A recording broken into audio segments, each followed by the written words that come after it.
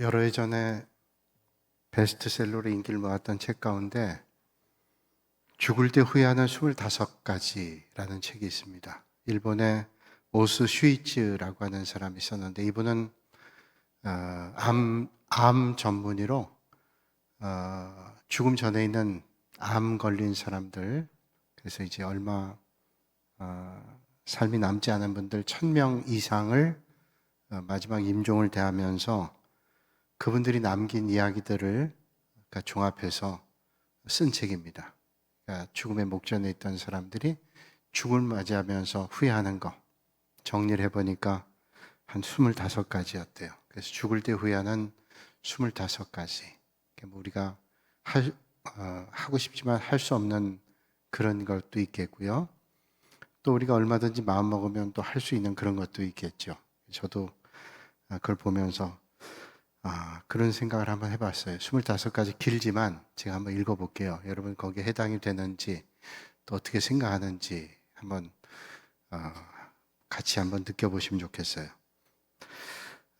그냥 숫자는 얘기 안 하고 쭉 읽어드릴게요. 자신의 몸을 소중히 하지 않았던 것, 유산을 어떻게 할까 결정하지 않았던 것, 꿈을 실현할 수 없었던 것, 맛있는 것을 먹지 않았던 것, 마음에 남는 연애를 하지 않았던 것, 결혼을 하지 않았던 것, 아이를 낳아 기르지 않았던 것, 악행에 손댄 일, 감정에 좌지우지돼 일생을 보내버린 것, 자신을 제일이라고 믿고 살아온 것, 생의 마지막에 살려는 의지를 보이지 않았던 것, 사랑하는 사람에게 고마워요 라고 말하지 않았던 것, 가고 싶은 장소를 여행하지 않았던 것, 고향에 찾아가지 않았던 것, 취미에 시간을 할애하지 않았던 것, 만나고 싶은 사람을 만나지 않았던 것, 하고 싶은 것을 하지 않았던 것, 사람에게 불친절하게 대했던 것, 아이를 결혼시키지 않았던 것, 죽음을 불행하다고 생각한 것, 남겨진 시간을 소중히 보내지 않았던 것, 자신이 산 증거를 남기지 않았던 것, 종교를 몰랐던 것, 자신의 장례식을 준비하지 않았던 것, 담배를 끊지 않았던 것, 이런 25가지예요. 그래. 한번 이 말을 들으면서 그건 내가 좀 할 수 있으니까 한번 노력해 보겠다. 생각하는 것도 있고 동의하는 거, 동의하지 않는 거 있어요. 그 25가지 내가 죽음의 목전에 있는 사람이 이건 좀 해봤으면 아마 우리가 모든 인생이 돌아보면 후회가 남는 게 많죠. 목회한 목사님도 은퇴하고 난 다음에 어떤 목사님이 내가 은퇴하기 전에 만약에 심호할 때라면 내가 좀 이렇게 했을 걸 하는 후회가 또 있어요.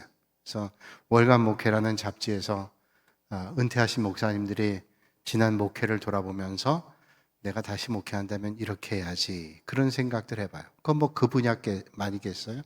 여러분 어떤 삶의 자리에 있든 돌아보면 이건 좀 했었을 걸 하는 생각이 들 때가 있어요. 네, 후회 없는 인생이 어디 있겠어요? 다시 산다 그래도 또 후회하는 게 남을 거예요.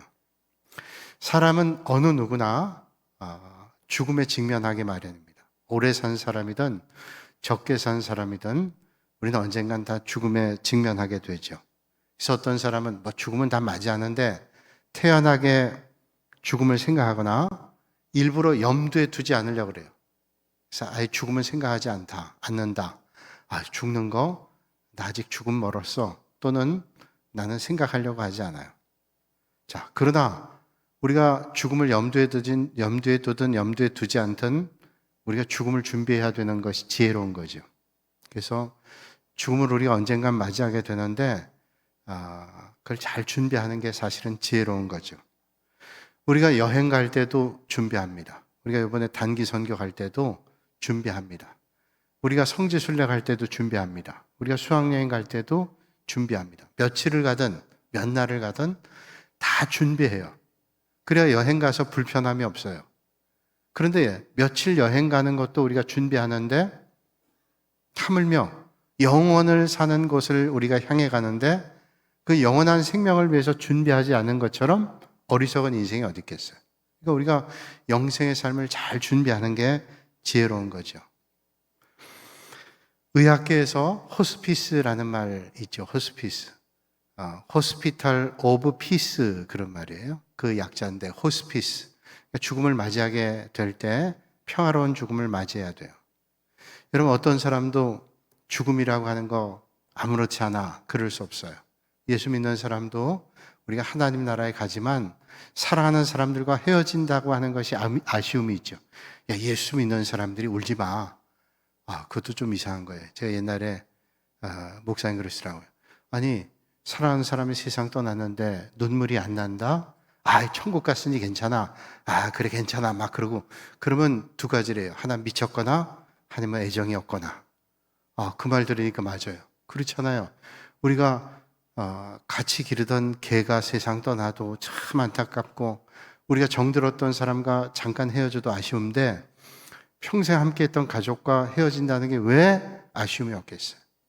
그러니까 틀림없이 우리가 천국 감에 소망이 있기 때문에 우리는 언젠가 만난다 그런 소망이 있지만 아쉬움이 있죠. 그리움이 있죠. 그러니까 믿는 사람하고는 다르지만 죽음을 맞이할 때 우리는 아무래도 생각이 다르단 말이죠. 그러니까 죽음을 맞이할 때 믿음에 따라 좀 다르겠지만 세상 사람들은 죽음에 대한 두려움이 아주 큰 사람들이 많아요. 그래서 죽음을 우리가 맞이할 때 어떻게 고상하게 죽음을 맞이하느냐 그걸 준비하는 거죠. 호스피스에서 다 죽음을 맞이합니다. 그래서 죽음을 맞이하는 그 과정을 아름답게 마무리하는 사랑하는 사람과 잘 인사하고 그렇게 마무리할 수 있다면 그것도 참 귀한 일이죠. 제가 언젠가 설교 때도 말씀드렸는데 저희 교회 다신 분 가운데 몇 년 전에 원광대 병원에 호스피스 병동이 있더라고요. 군산 의료원도 있는데 거기에 입원해 계셨던 분인데 그분은 군에 오래 계시던 분이에요. 그래서 젊은 분인데 한 40대 중반쯤 됐어요. 애가 중학교 다니고 그랬는데 한번 저를 만나고 싶다 그분이. 근데 그래서 한번 신방 왔으면 좋겠다 그래서 갔어요. 그분이 이제 죽음에 대한 두려움도 있고 영원한 생명에 대한 갈망도 있고 뭐 이런 복합적이 있어요. 근데 신앙생활은 부인은 열심히 했는데 이 남편은 그러지 못했던 것 같아요. 죽음을 앞에 두고 자기의 죄진 것들, 죄 문제 해결하지 못하고 두려움이 있고 그래요. 그래서 목사님 만나서 영생에 대한 좀 확신을 갖고 싶다. 그래서 이제 만나서 이런저런 얘기를 했어요. 몇 차례 가서 만나고 우리가 하나님 나라 가기 전에 천국을 소망하면서 말씀을 늘 들으시고 찬송 부르시라고 그렇게 하고 몇 달 뒤에 세상 떠났어요. 그리고 그 부인에게 편지가 왔어요. 손편지를 보냈는데 남편이 죽음에 대한 두려움 가지고 있다가 목사님 만나고 또 말씀 듣고 찬송 부르고 그러면서 마음에 담담 가졌대요. 그리고 죽기 전에 이젠 죽음이 더 이상 두렵지 않아. 그리고 내가 먼저 가 있을 테니까 당신도 나중에 오라고. 그러고 다 아이들하고 인사하고 갔대요. 참 마음 아프고 안쓰러운 마음이죠. 그래도 죽음에 대한 두려움이 없이 잘 준비하고 갔다는 게 참 큰 위로가 됐어요. 그 부인 집사님은 이제 그 친정이 있는 광주로 이사해 갔어요.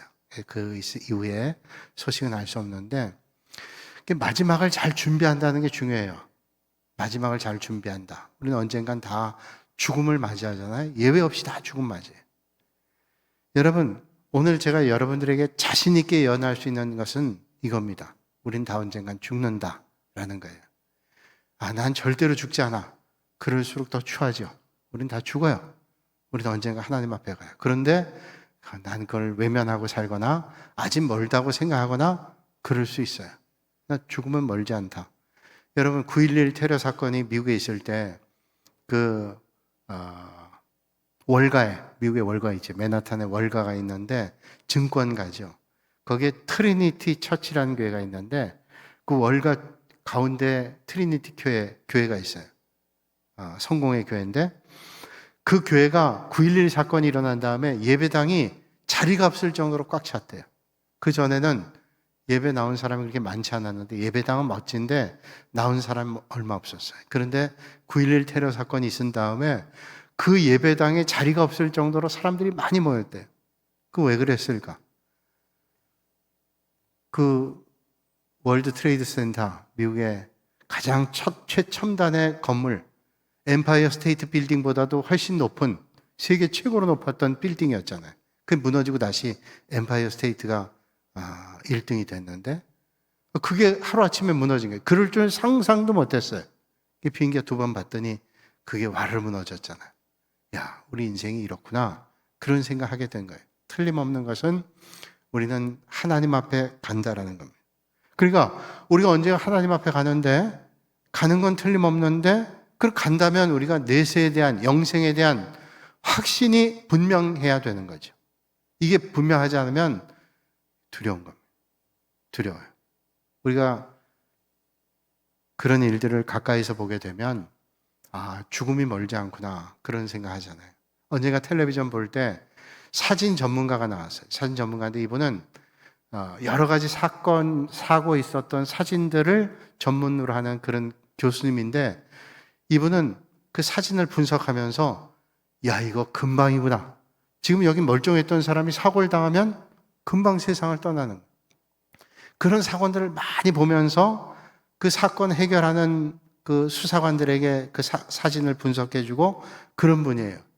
그분은 이 죽음이라고 하는 게 한 걸음이다 하는 걸 알아요. 그래서 항상 조심하고 그런데요. 그런다고 우리 인생이 우리의 삶이 우리가 어떻게 할 수 있나요? 항상 근데 조심하게 된다는 거예요. 어떤 때는 이렇게 집을 나왔던 사람이 이렇게 갈 수도 있구나 그런 생각, 직업병일 수도 있겠죠. 그런 생각을 해보게 된다는 거예요. 자, 틀림없는 건 우리가 언제든지 간다. 그러니까 우리가 영생에 대한 분명한 확신을 갖는 것이 중요하다는 거예요.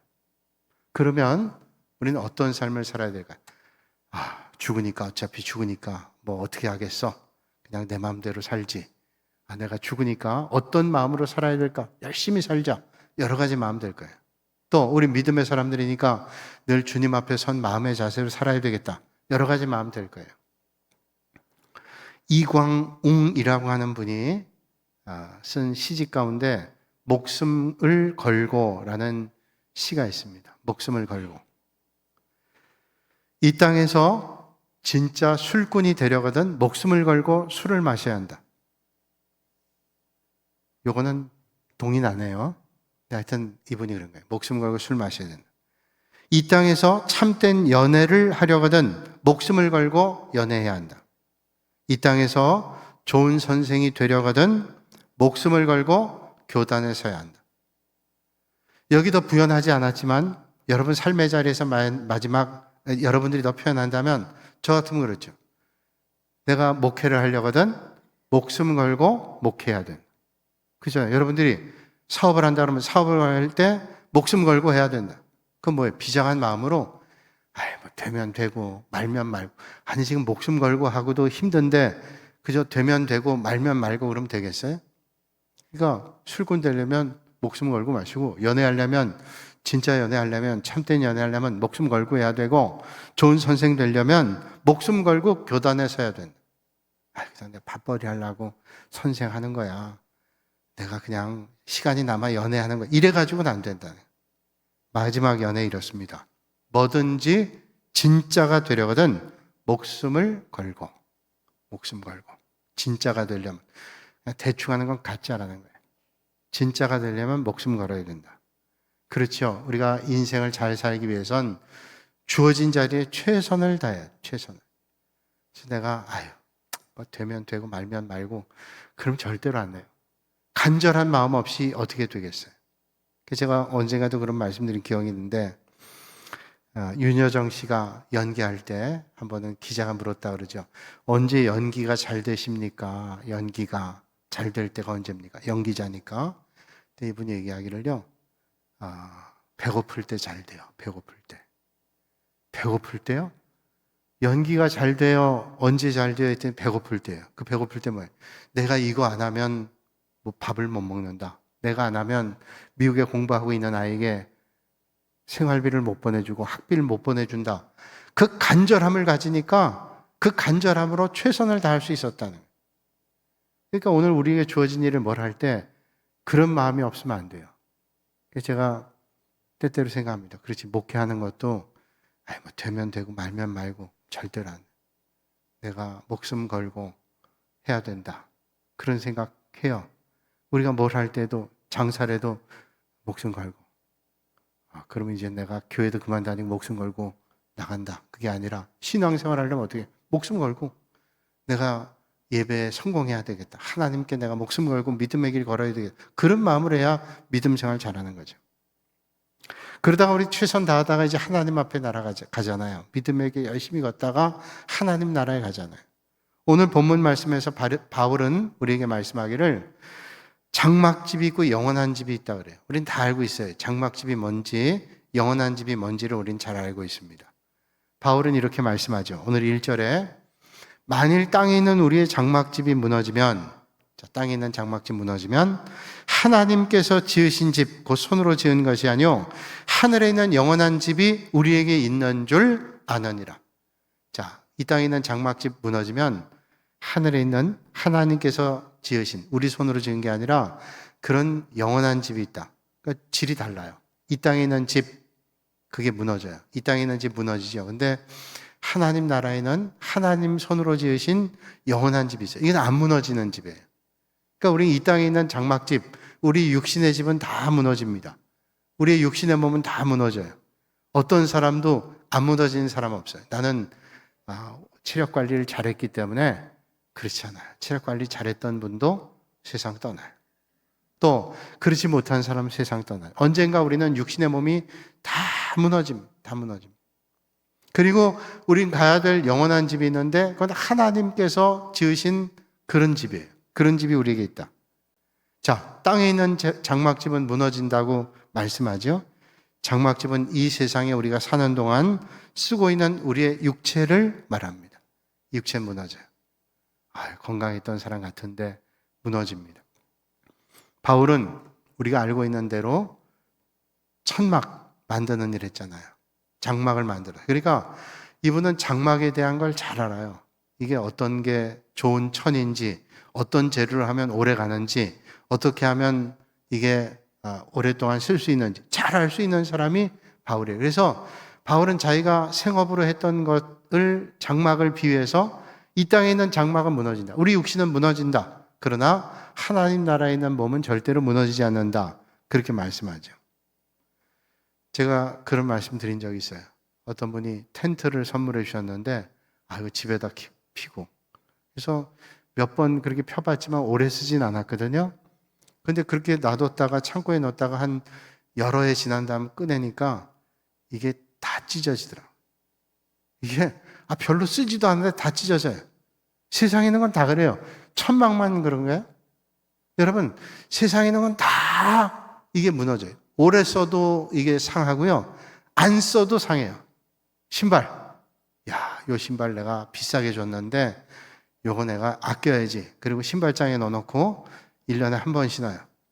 그리고 잘 놔뒀다가 또 신어요. 또 어느 날 그거 신고 나간 거예요. 나갔다가 밑바닥이 없이 들어오는 거죠. 제가 그랬다고 예배당 앞에 나가다가 내가 아끼던 신발이 있었는데 그 신발이 이상하게 뭐가 흘러서 이상하게 균형이 안 잡혀봤더니 들어올 때 바닥이 다 떨어졌어. 사람들 볼 때 얼른 밑바닥이 있는 것처럼 근데 얼마나 힘들었는지 몰라요. 여러분 경험해 보셨죠? 이 웃는 분들은 다 경험했어요. 아끼고 아꼈는데 바닥이 다 떨어져요. 바닥이 다 떨어져 나가. 그러니까 떨어지기 전에 얼른 신어요. 또 신발만 그런 줄 아세요? 양말도 그래요. 양말도 이거 좋은 양말이니까 아껴야지. 저도 그런 양말이 있거든요. 그 양말 아껴둬요. 아꼈다가 내가 이제 뭐 주일날 아니면 부활절 때 신는다.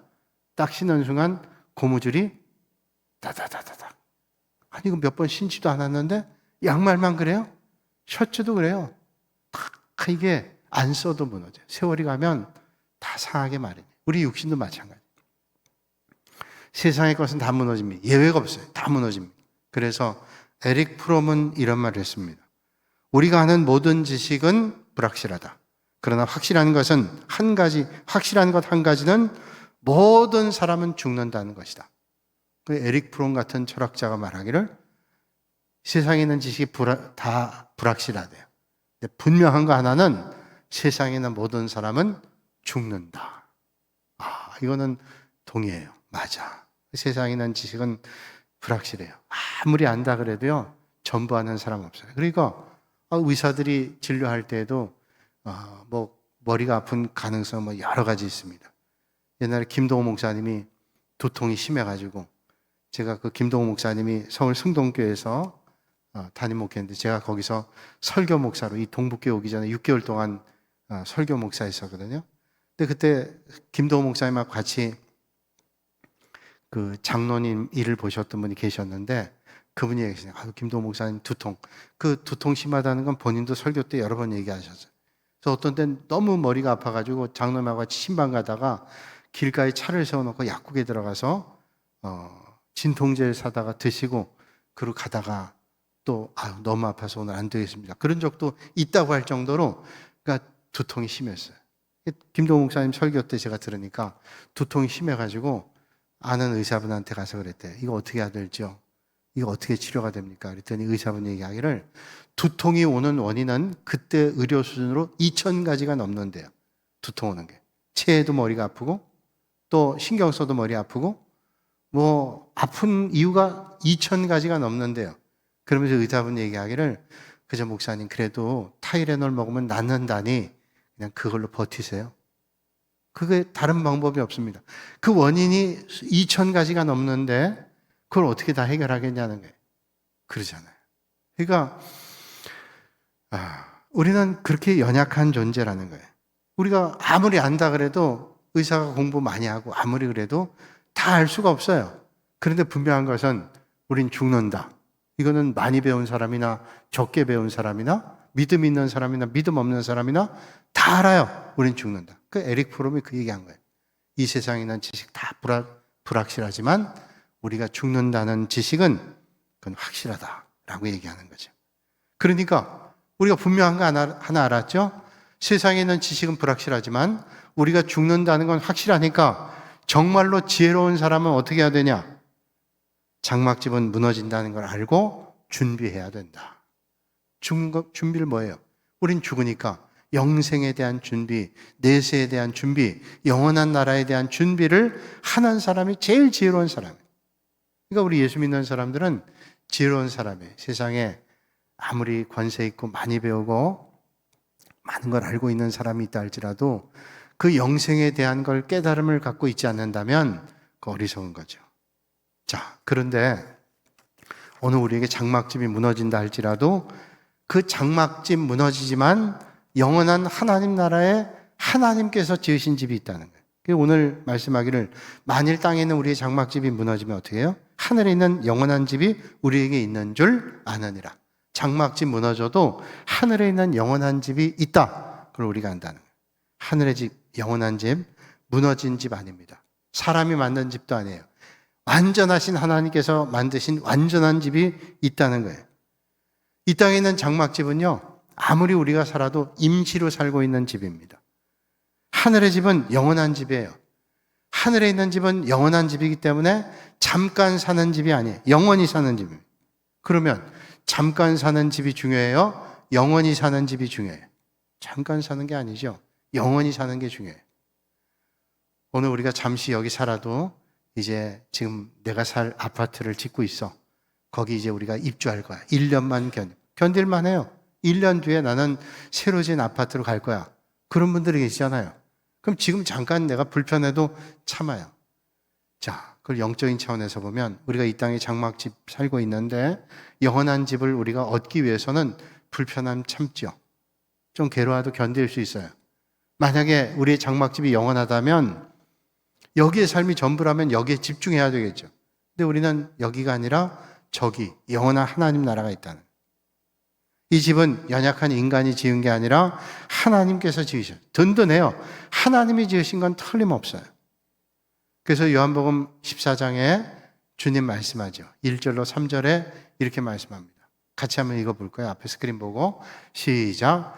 너희는 마음에 근심하지 말라. 하나님을 믿으니 또 나를 믿으라. 내 아버지 집에 거할 곳이 많도다.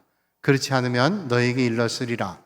내가 너희를 위하여 거처를 예비하러 가노니 가서 너희를 위하여 거처를 예비하면 내가 다시 와서 너희를 내게로 영접하여 나 있는 곳에 너희도 있게 하리라. 아멘. 마음에 근심하지 말래요. 하나님을 믿으니까 또 주님 믿으라고 말씀하죠. 내 아버지 집에 거할 곳이 많다. 영원한 하나님 나라에 우리 집이 있기 때문에 염려하지 말라. 이 땅에 장막집 무너져도 우리는 갈 곳이 있다. 영원한 하나님 나라의 집이 있어요. 그러니까 걱정하지 말라. 오늘 우리는 날마다 이 땅의 장막집이 아니라 영원한 집을 향하고 있습니다. 그 과정을 오늘 바울은 뭐라고 얘기하냐면 삼킨 바 되었다고 말씀을 해요. 자, 죽을 것이 생명에 삼킨 바 되었다고 말씀하죠. 그 4절에 참으로 이 장막에 있는 우리가 짐진 것 같이 탄식하는 것은 벗고자 함이 아니요 오히려 덧입고자 함이니 죽을 것이 생명에 삼킨 바 되게 하려 함이라. 여러분, 우리 인간은 한계가 있고 우리 인간의 장막집은 연약하기 때문에 탄식해요. 건강한 것 같다가 어느 날 육신의 연약함을 느끼잖아요. 그래서 건강할 때는 그냥 건강이 주어진 것 같지만 어느 날 몸이 약해져요. 우리 인간이 연약하다는 걸 깨닫게 되죠. 그럼에도 우리가 하늘나라에 대한 영원한 집을 사모하기 때문에 신령한 몸을 입을 것을 생각하기 때문에 우리는 그걸 간절히 사모하죠. 그래서 2절에 참으로 우리가 여기서 탄식하며 하늘로부터 오는 우리 처소로 덧입기를 간절히 사모하노라. 자, 오늘 우리는 연약하고 또 부족한 그런 존재로 살지만 우린 영원한 하나님 나라에서 덧입을 걸 생각하기 때문에 담대하게 소망을 가지고 살아갑니다. 그래서 그런 소망을 가지다가 이 장막이 무너지면 이제 우리는 영원한 하나님 나라에서 부활의 몸으로 살죠. 고린도전서 15장 42절에 44절에 이렇게 말씀합니다. 죽은 자의 부활도 그와 같으니 썩을 것으로 심고 썩지 아니할 것으로 다시 살아나며 욕된 것으로 심고 영광스러운 것으로 다시 살아나며 약한 것으로 심고 강한 것으로 다시 살아나며 육의 몸으로 심고 신령한 몸으로 다시 살아나나니 육의 몸이 있은즉 또 영의 몸도 있느니라. 그러니까 우리는 그런 부활의 소망이기 때문에 담대히 살아가요. 그래서 우리는 그런 소망으로 살죠. 먼저 간 믿음의 선배들이 다 그런 하나님의 나라에서 영생의 삶을 살고 있습니다. 그걸 우리는 믿기 때문에 그런 부활의 소망 가지고 살죠. 그러니까 우리는 그런 소망을 가지고 살면 어떻게 살아야 되냐? 하나님을 기쁘시게 하는 삶을 살아야 되는 거예요. 살든지 죽든지 하나님을 기쁘시게 하는 삶을 살아요. 9절에 그런즉 우리는 몸으로 있든지 떠나든지 주를 기쁘시게 하는 자가 되기를 힘쓰노라. 그리고 하나님 앞에 우리는 그렇게 살다가 심판대 앞에 서요. 하나님 앞에 심판대에 서면 어떻게 되냐? 오늘 10절에 말씀하죠. 이는 우리가 다 반드시 그리스도의 심판대 앞에 나타나게 되어 각각 선악간에 그 몸으로 행한 것을 따라 받으려 함이라. 자, 정리하면요. 우린 육신의 장막집을 가지고 살아요. 근데 우리는 육신의 장막집 가지고 있지만 우리는 장차 이 죽음이 생명으로 삼킨 바 돼서 하나님 나라의 영원한 집에서 살게 돼요. 그런 소망을 우리는 가지고 있기 때문에 이 땅에 살면서 담대합니다. 살든지 죽든지 담대하게 살면서 어떤 걸 목표로 사냐? 하나님을 기쁘시게 하는 걸 목표로 살아요. 그리고 그렇게 살다가 하나님 앞에 갈 때 우리는 하나님의 심판대 앞에 서는데 우리 예수 믿는 사람들은 우리가 행한 그 행위에 따라서 각각 상급을 받게 되는 거죠. 그러니까 그런 믿음의 길을 우리는 걷게 된다. 자, 장막집 다 무너집니다. 우리 믿음으로 구원받은 하나님의 백성들에겐 영원한 집이 준비되어 있어요. 2007년 7월 26일에 아프가니스탄의 한민족 복지재단 단장이었던 배형규 목사님이 그 아프가니스탄 무장단체에 의해서 소위 말하는 참수형을 당했어요. 그 영상 우리 봤죠. 참수형, 목 잘라 죽인. 이 배영규 목사님은 제주도 출신이에요. 제주 영락교회 우리 교단 목사님인데 제 후배이기도 해요. 그 장신대 신대원 나오고 그런 목사님인데 그래서 제주에 가면 제일 아래쪽에 마라도라고 있죠. 마라도에 가면 예배당이 있고 거기에 캐토릭 성당이 있고 절이 있어요. 그 예배당 작은 예배당이 있는데 그 예배당 옆에 배영규 목사님 추모하는 게 있어요. 그 배영규 목사님 제주도 사람이에요. 그래서 이분이 아프간의 그 청년들, 샘물교회 청년들 데리고 갔다가 그 아프간 무장단체에서 개종을 요구받았어요. 거기서 살아서 풀려난 청년들이 얘기하는 거죠. 개종하라고, 목사에 개종하라고. 그럼 살려주겠다고. 근데 목사님, 개종하겠어요? 내가 죽어도 천국을 소망하는데 세상 떠났어요. 그런 게 한두 번이 아니잖아요. 탈레반이라는 집단이죠. 아프간 무장단체가 탈레반. 2010년 8월 6일에 그 국제의료단 소속 의료팀, 미국 의사, 영국 의사, 그리고 캐나다 의사, 그 팀으로 해가지고 한 8명이 그 아프가니스탄 변두리에 가서 의료 봉사를 했어요. 그래서 그 의료 혜택 못 받는 사람들 치료해주고, 이제 뭐 안과 치료, 치과 치료, 또 외과, 내과 치료 다 해주고, 이제 한 100마일 정도 떨어져 있던 수도에서 떨어져 있던 곳에 있다가 이제 아프가니스탄 수도인 카불로 돌아오는 거예요. 100마일 떨어져 있다니까 며칠 동안 이제 하다가 피곤한 몸을 이끌고 오는 거죠. 100마일이면 뭐예요? 한 200km 되나요? 하여튼 꽤 먼 거리잖아요. 그 먼 거리를 갔다 오는데 오는 길에 누가 차를 세우는 거예요. 무장단체. 나중에 알게 되는데 이 탈레반에서 그랬어요. 그때 이제 차를 세우니까 그 의료단의 단장인 영국의 톰 리틀이라고 하는 분이 무슨 일입니까? 내려서 그랬대요. 무슨 일입니까? 이러는데 총소리가 난 거예요. 그러니까 무슨 일입니까? 하는데 총 쏴가지고 거기서 그 사람 직사했어요. 그리고 이 사람들 끌고 가가지고 몇 사람 못 살았어요. 다 죽었어요. 그 사람 자기들 돕기 위해서 간 사람들이에요. 그 변두리에 있는 그 의료 혜택 못 받는 사람들 때문에 갔는데, 특별히 톰 리틀이라는 사람은 아프간에서 그 사람들 얼마나 영혼을 위해서 애썼던 분인지, 딸 셋이는데 딸 셋을 다 아프가니스탄에 냈어요. 그러니까 거기서 내내 살면서 의료 활동을 했던 그런 분이에요. 근데 이제 한시적으로 돕기 위해서 여러 의사들이 갔는데, 영국의 캐런 후라고 하는 젊은 의사, 36살 된 여자 의사가 있어요. 뭐 의사가 영국도 연봉이 많겠죠. 많은 연봉 가지고 뭐 공부 많이 하고 그러고 가서 했는데, 이 사람도 마찬가지로 탈레반 총에 죽었어요. 이 사람이 36 젊은 의사인데 여자, 결혼을 딱 2주 앞두고 세상 떠난. 이제 돌아와서 결혼 준비해가지고 결혼할 사람이에요. 그 기사를 대할 때 얼마나 안타까운지 몰라요.